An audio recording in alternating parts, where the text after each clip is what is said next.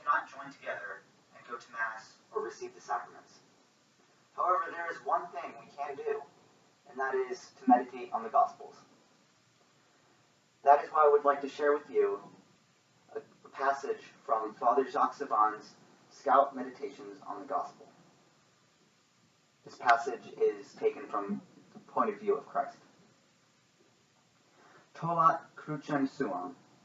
He summoned the crowd with his disciples and said to them, "Whoever wishes to come after me must deny himself, take up his cross, and follow me." This is from the Gospel of Mark, chapter 8, verse 34. Whoever wishes to come after me must deny himself, take up his cross, and follow me. Did you hear these words, my scout? You promised to come after me, since you promised to serve me, and one cannot serve at a distance. But tell me, do you give yourself up? To give yourself up means to leave your will in order to do mine. And I express my will to you particularly through your scout law, which my vicar blessed.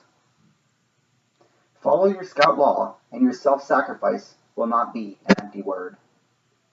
Give up lying and hypocrisy, and criticism and selfishness, partiality as well as bluntness, nastiness as well as teasing, and disobedience, which is Satan's sin, and pride, which makes disobedience, and prodigality, which leads to lust, and lust, which leads to hell. Give all this up, nor only once, but every day. Give all this up, and you shall be truly strong. Give all this up, or give my paradise up. Bear your cross. I like to see your cross on your hat. I like it even better when I see my cross in your heart, and yours on your shoulders. Bear your cross. I was the first to bear mine, and it was not a jewel. My blood colored it in red. Do you hear, my poor child? Your cross is not always a great pain, or an unprecedented tribulation. Such crosses are meant for my privileged saints. Your cross is all that upsets you. From the weather to an unbearable task, from an unpleasant mate to your own temper that might displease others. It can be a non-success in your studies or in your job. It can be an injustice of which you are a victim, or simply some clumsiness that makes people laugh at you. Take up your cross. Bear it without whining. I did not whine over myself when I walked to Calvary. Bear it. I did not say drag it. If you drag it, it will seem heavier for you. There's only one good way of bearing one's cross. Put it bravely on both shoulders. Look at me. I'm going by, and I shall teach you the way to do it. My whole life has only been cross and martyrdom. Cross for my body, from the cold of the crib to the poverty of Nazareth, to the weariness of my public life, to the blood of my passion, the story which makes you cry.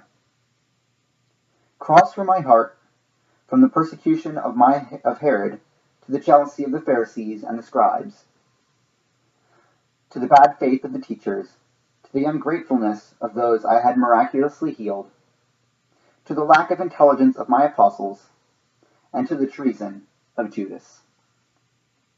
Do not worry. You do not have to provide such a career. Bear your cross confidently, for I am the one who tailors it every day at your level, at the level of your strength and of my love. Bear your cross, my scout. Come and follow me. A scout does not do things by halves. Do not believe too easily that your task is completed. Before resting, check that there is nothing left that you might still do, nothing left that you might improve. When a scout comes back to his camp after his wood or water duty, What patrol leader would tell him, "Go now and take you place at table"? Does he not tell him, on the contrary, "Prepare the patrol's meal, light the fire, and serve your brothers," after which you will eat and drink in your turn? Should the leader thank his scout because he has done all that was commanded to him? I do not think so. I who am the good master, because duty is not a personal pleasure done to one's leader, and because basically nobody ever accomplishes everything that has been commanded. There is always something missing. One can always do more. One can always do better. One has never finished to do one's duty. So when your conscience witnesses that you are faithful to my commandments, as well as to your scout promise and to your scout law, say again to yourself that you are only but a good for nothing, and that what you are doing is only your duty. One has never finished to do one's duty.